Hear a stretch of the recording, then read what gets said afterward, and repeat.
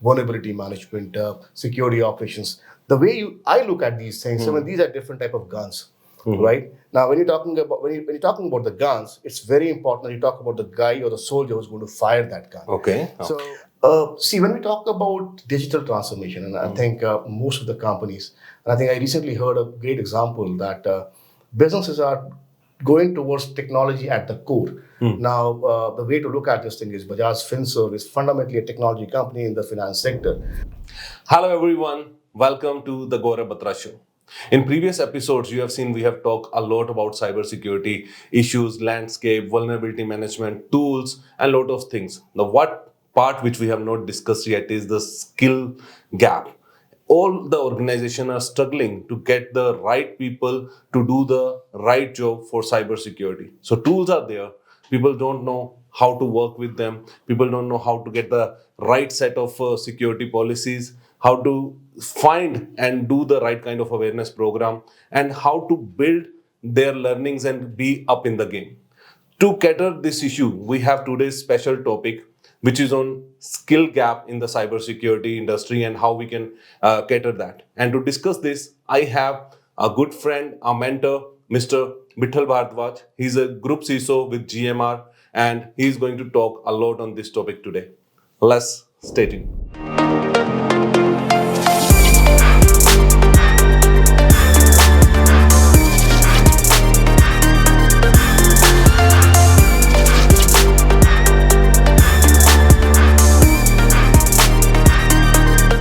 Hello, Bithalji. Welcome to the Gauravbatra show.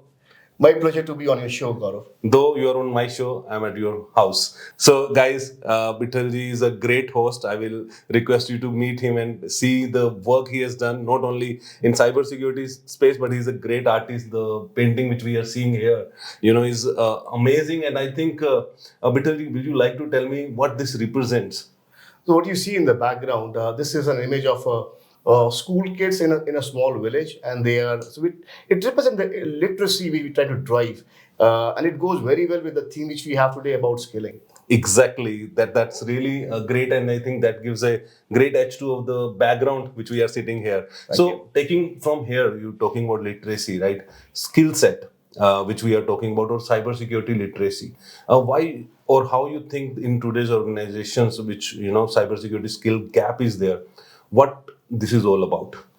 Gaurav, you have been doing this show for a while, Yeah. and you've been covering multiple dimensions of cybersecurity. You've been talking about vulnerability management, security operations. The way I look at these things, I mean, these are different type of guns, right? Now, when you're talking about the guns, it's very important that you talk about the guy or the soldier who's going to fire that gun. Okay. So I think that's how we're going to look at today about the skilling in the cybersecurity space in India and globally as well. Okay, firing the gun, and I think when you have the gun, you need to have the right hands as well, and to move it into the right direction, right? Where you think the generation which we have, or the cybersecurity professional, are they getting the right direction in cybersecurity? I think great question, Gaurav.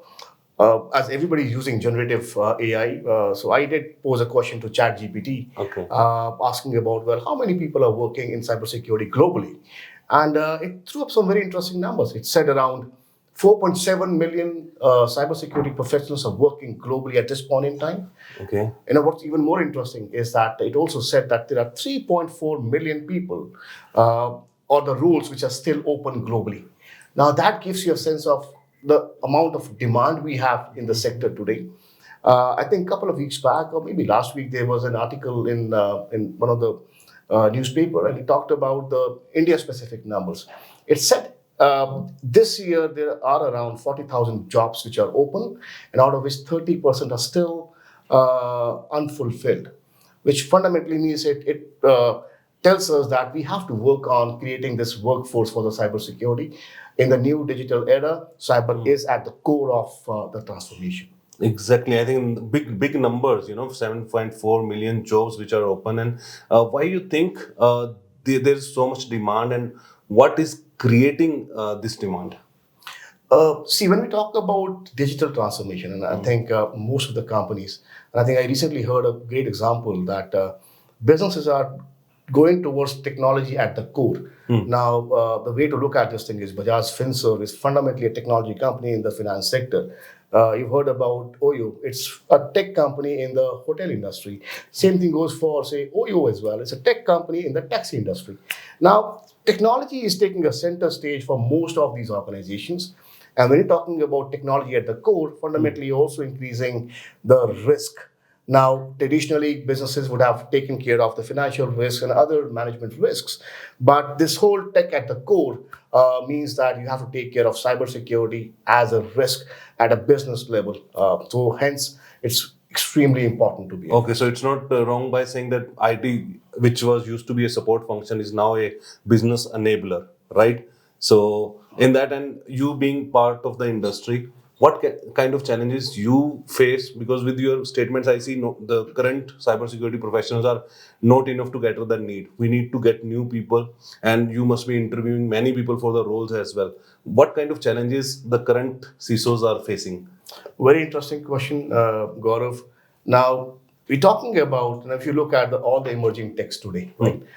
Be it generative AI, if you talk about for that matter, it's not new, but your artificial intelligence, your big data, your edge, all of that is fairly new in terms of the mass scale adoption by the industry, which means that you will not never find a person who is 5 years experience or 10 years experience.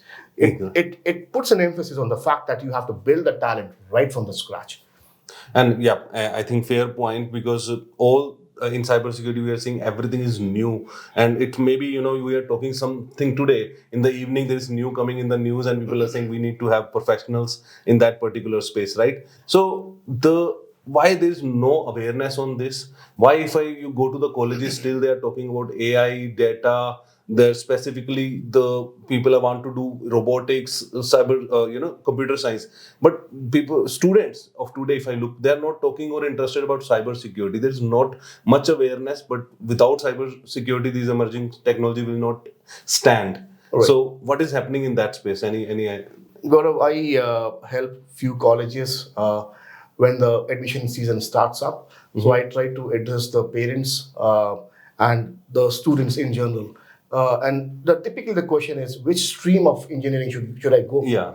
And my response always has been, when you're taking an admission in a college, engineering college, unless you are brilliant and you want to do the research, then you would already know what subject you want to pick up. And you won't ask me the question. But if you ask me the question, it means you want to get the highest paid job, which fundamentally means that in today's context, India is a big, in terms of the IT services and digital services, most of the jobs are in the digital and the IT space. Now, within that space itself, unfortunately, I'm not aware of too many institutions in India, and for that matter, even globally, where they're focusing on cybersecurity from a perspective that I can use that resource from the day one when I hire that fresher.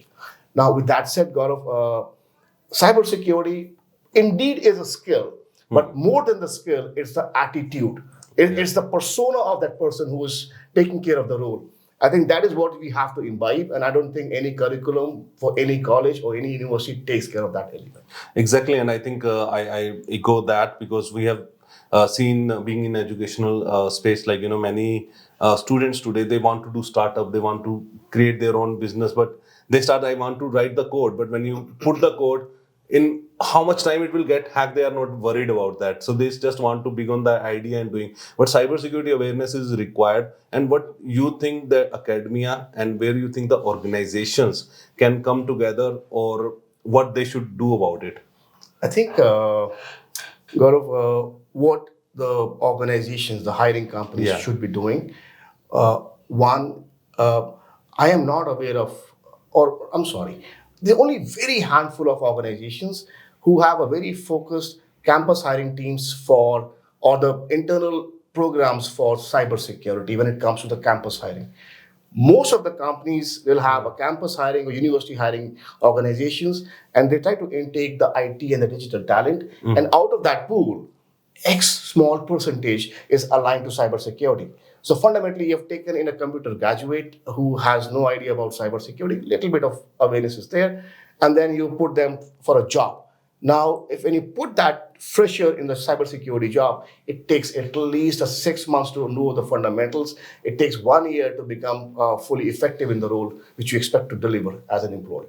Exactly on that, I think we are saying that they are hiring the IT pool and then training them for cybersecurity. But what's your perception that if cybersecurity should be the mandatory in the academia? Because today, if I write a program for AIML, if I'm doing a robotics or I'm writing any machine learning or data analytics thing, the IT guy should know secure coding, not just the coding, right? And with all the technologies, will not stand without cybersecurity. So colleges should be focusing on that. Cybersecurity should be part of the curriculum, or you think it should be a designated program? Well, so the question is more towards any stream of engineering, right, or professional degree. Yeah. I would look at cybersecurity skill as a fundamental English language. Mm. You need to know the security aspects and the elements of whatever you're going to work upon or build. Because just think of the world when you don't know how to secure some. When you're building insecure stuff for the consumers and for the industry, look at the after effects of that. So it's as essential and fundamental as English language when it comes to the skills. However, if you want to go deep into the subject, then there has to be a mechanism for them to get trained what industry really needs. So I think good insights, Bithal. So what makes a fresher successful in their cyber security journey if they are part of the college and starting their technical journeys? But I'm going to give a long answer to that question. Okay. Right? Let me, as an industry professional, let's understand how we function as a cybersecurity function in an organization, where I see this whole operations of cybersecurity going as well. Now, if you look at any organization, the cybersecurity function is, think of it like a hospital. In hospital, you have a cardiology department, you have a dentistry department, you have orthopedics department, you have multiple departments, right? Then you also have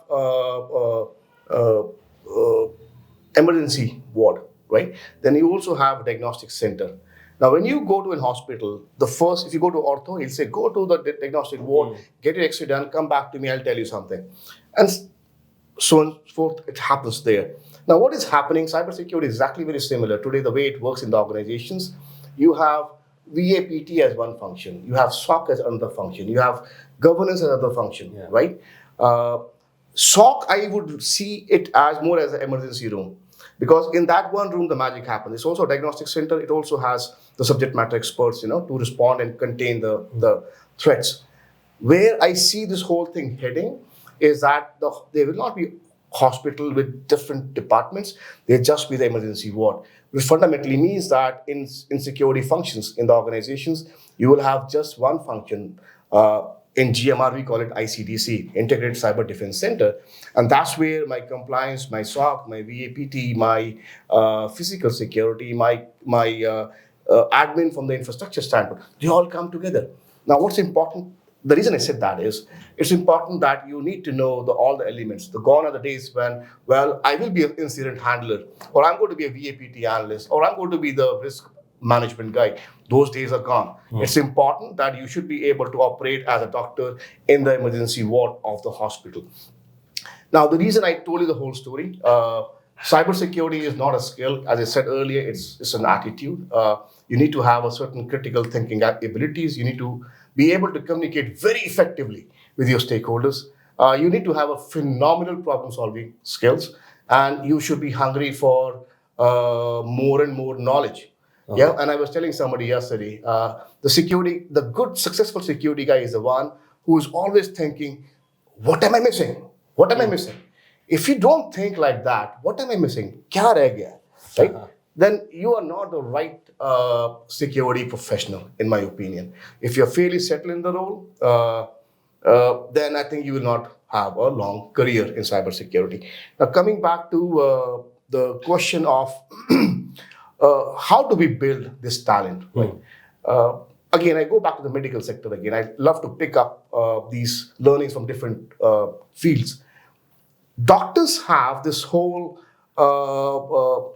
I would say, infrastructure of medical representatives who are keeping them informed of the new methods of medical sciences, new medicines coming out in place. Now, if we can bring that in the academia itself, which fundamentally means if I can bring my industry in the academia and I can do a handshake there, then my students are not just looking at the theory and not just playing out with the labs, but they are exposed to what you and I and our teams in our organizations are exposed to. I think early exposure is absolutely important, not just from the tech know-how perspective, but also from the leadership standpoint as well. I keep saying this again and again. When you look at a man, without naming a big politician, when you look at the person from a distance, he appears to be really big. But as you come closer to the person, then you feel, oh well, it's just like me. The man appears to be smaller as you go closer.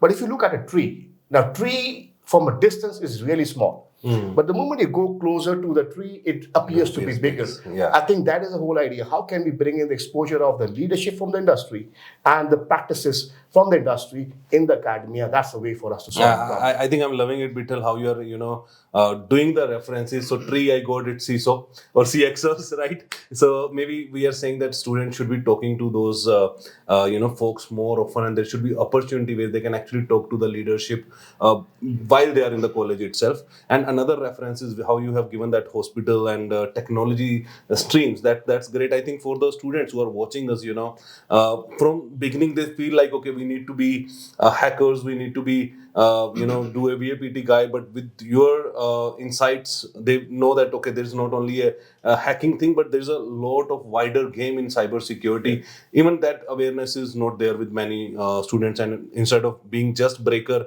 first try to be a maker as well. So that is the learning. But as you said, the industry and academia should meet together. What are the ways and what you think organization how they can achieve this? I think there are some great examples in the industry today. I know quite a few CISOs in the industry who actually have built certain programs to help a lot of these companies solve their manpower problem in terms of the freshers intake in the cybersecurity field. We have to tap into such programs which are running in the industry. A lot of these are non-for-profit, and the idea of these programs is to give back to the society. A lot of services companies who typically hire in bulk should tap into such opportunities and try to make best use of it. Without naming them, I think one of the organizations I'm aware of, they're tapping into the bright kids in tier 2 and tier 3 cities. They're also tapping into the bringing in the diversity in the cybersecurity field as well. They're also focusing on empowering the bright kids from the not so privileged backgrounds as well. There are programs, and a lot of CISOs typically come in to help identify those kids and train them. And then fundamentally, you get something absolutely ready from day one.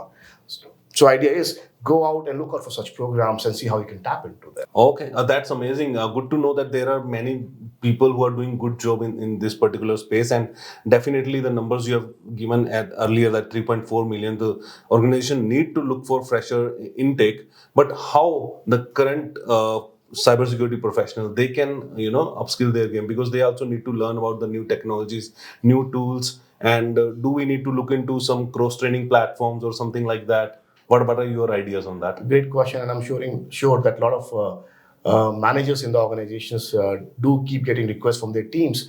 What is my training budget? Yeah. The times which we are living in, the best learning is all free. It is all available on YouTube. What I recommend to the professionals is that self-learning is very, very important. As long as you are very inquisitive about how did it happen. The moment you see something in the newspaper or on any app, try to figure out, right? That helps you keep up with the pace of the industry. The forum like yours, cxojunction, and there are quite a few other forums as well, they are phenomenal ways to keep yourself connected with the industry. In fact, for that matter, cybersecurity is the only, I would say, community or the fraternity which works so closely, because any CISO, any security team in any company cannot work in silo. When things goes wrong, I need to gather the intelligence, and intelligence comes in from the network. I think the best way to learn is to build the network and hear the stories from other people's mouth in such forums. Yep, I echo that, and I think we are doing a lot of things in that particular space. So, CyberFrat, we are cross-training platform where many subject matter experts are coming and doing cross-training for the professionals. I don't know if you have ever leveraged that, but I will like to see what you as a CISO are doing, how you are updating yourself, and what advice you will like to give the peers and other people. I think I'll go back. I tap into my my memory there. When I took my first CISO role, I think 12 years back, uh, I had to bring up to speed in terms of what's happening in this space. So I did a small trick. I went to Google. I said top 200 influencers in cybersecurity space, Okay. and I start following them on Twitter, and I start looking at Twitter every morning. Right, lot of this, all of that I was seeing on my Twitter was not making sense. But hey, you know what? With the discipline of checking it out every day, in 2 months it started making sense. So that is one trick which worked very well for me. I learned what is going on. So I think if you're starting, please start with following the influencers, see what they're talking about, what problems And are one they of facing. them is sitting here right now. Thank you for the kind words. That's one great way. Second is uh, have a childlike curiosity. If you think you know it all, you're done. I think there is a famous saying that more I learn, more I know that I don't know. Something on those lines. I think it's a continuous learning and keeping your eyes and ears open of how things are happening and asking the questions. The only way you can keep yourself updated there. Thank you, Bithal, for the great insight. I think the audience would have got, amazing insights about how they can actually upskill themselves. And soon we will, tackle this issue, and upskilling will happen. Cybersecurity skill gap will, vanish soon. Now, thank you, Gaurav, for having me on the show, and I hope the topic would help to a degree the talent shortage in the industry today. At the same time, it will also help bringing the opportunities to the underserved in India as well. So, thank you for picking up a wonderful topic. Thank you, Bithal. And as a ritual, I have something to give you or hand it over to you for being a great guest on my show. Thank you. Thank you, and this is the moment I was waiting for. Thank you, everyone. Keep updating yourself and be safe. I will see you in the next episode. Bye bye.